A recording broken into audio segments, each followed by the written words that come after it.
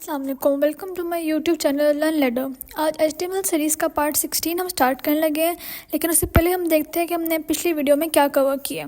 हमने पढ़ा था हाइपर लिंक के बारे में और हम लोगों ने हाइपर लिंक को कैसे बनाना है। उसके साथ हम लोगों ने इसको पढ़ा था कि हमने हाइपर लिंक को वेब पेज के साथ कैसे लिंक करना है।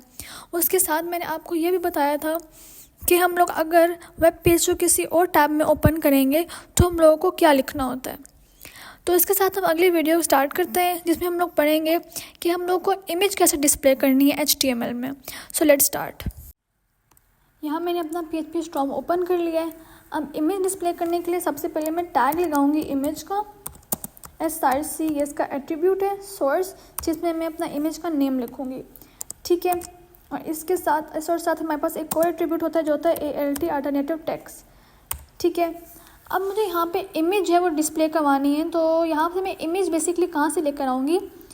अब आपके पास अगर फाइल में कोई इमेज है तो वहाँ से आप लेकर यहाँ पे अगर आप PHP Storm यूज़ करें तो आपको यहाँ पे इसकी फ़ाइल में इसको सेव करनी होगी। जब तक आप उसको सेव नहीं करेंगे तो आपकी इमेज जो है वो ब्राउज़र में डिस्प्ले नहीं होगी। ठीक है, तो मैं यहाँ से जो है गूगल से डायरेक्ट इमेज ले लेती हूँ।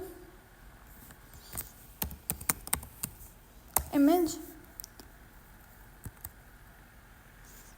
फॉर एग्जांपल मैं ये ले लेती हूँ, यहाँ से मैं कॉपी कर लेती हूँ इमेज को मैंने कॉपी कर लिया और यहाँ पे साइड पे जो आपके पास फाइल बनी होती है वहाँ पे आप इमेज को जो है पेस्ट कर देंगे। ठीक है, तो ये मेरे पास यहाँ पे इमेज जो है ये सेव हो गई है। ठीक है, जब तक आपकी इमेज PHP Storm में सेव नहीं होगी तब तक आपकी इमेज ब्राउज़र में डिस्प्ले नहीं होगी। ठीक है, यहाँ पर मैं इमेज का नेम और उसका एक्सटेंशन डाल देती हूँ PNG। ठीक है, अगर आप देख सकते हैं ब्राउज़र में हमारे पास इमेज जो है शो हो गई है। ठीक है, तो सोर्स जो है बेसिकली हम यहाँ पे सोर्स में हम लोग इमेज का नेम लिखते हैं। अब यहाँ पे ALT का क्या फंक्शन है, यहाँ पे हम लिख लेते हैं इमेज नॉट फाउंड। ठीक है, तो बेसिकली ALT जो होता है ये हमारे पास अल्टरनेटिव इन्फॉर्मेशन होती है, अल्टरनेटिव टेक्स्ट इन्फॉर्मेशन होती है जो हमें देती है अगर हमारी इमेज जो है वो डिस्प्ले नहीं हो रही। ठीक है, अब वो इमेज डिस्प्ले क्यों नहीं हो रही। फॉर एग्जांपल आपने यहाँ पे अपना इमेज का नेम या एक्सटेंशन फॉर एग्जांपल अगर आपने गलत पुट कर दिया है, फॉर एग्जांपल यहाँ मैं G को हटा देती हूँ, मतलब गलत नाम डाल दिया, तो ब्राउज़र में देखूँगी मेरी इमेज जो है वो यहाँ से डिसअपेयर होगी, यहाँ पे नहीं है। तो यहाँ पे मुझे मैसेज मिला ALT की तरफ से इमेज नॉट फाउंड। ठीक है, तो मुझे यहाँ पता चल जाएगा कि डेफिनेटली मेरा नेम मेरे इमेज में के नेम में है, मैंने गलत लिखा है। तो यहाँ मैं G डाल दूँगी एंड अब दोबारा जो है वो आप देख सकते हैं इसको डिस्प्ले करके ब्राउज़र में हमारे पास इमेज आ गई।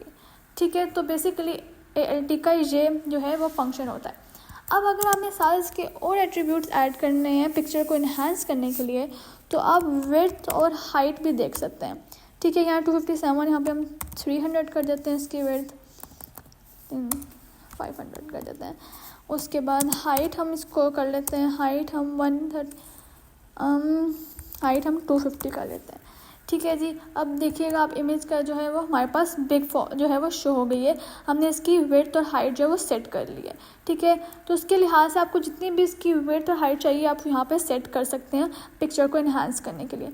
ठीक है, तो आई होप सो कि आपको आज की वीडियो समझ आ गई होगी कि अगर हमें इमेज जो है वो ब्राउज़र में डिस्प्ले करनी है तो हमें कौन सा टैग यूज़ करना है और इसके अंदर कौन कौन से जो है वो एट्रीब्यूट यूज़ होते हैं। इसमें एक सोर्स का एट्रीब्यूट यूज़ होता है जिसके अंदर हम लोग इमेज का नेम पुट करते हैं। ALT वैसे अगर आप ALT ना भी लिखें तो it's not a big deal. ठीक है, लेकिन आपका जो है वो सोर्स आपके इमेज का नेम करेक्ट होना चाहिए। ठीक है, और आपको विड्थ और हाइट जो है वो मैंने आपको बता दी है। ठीक है, तो आई होप सो आपकी वीडियो समझ आ गई होगी। मिलते हैं आपको अगली वीडियो में। अल्लाह हाफ़िज़।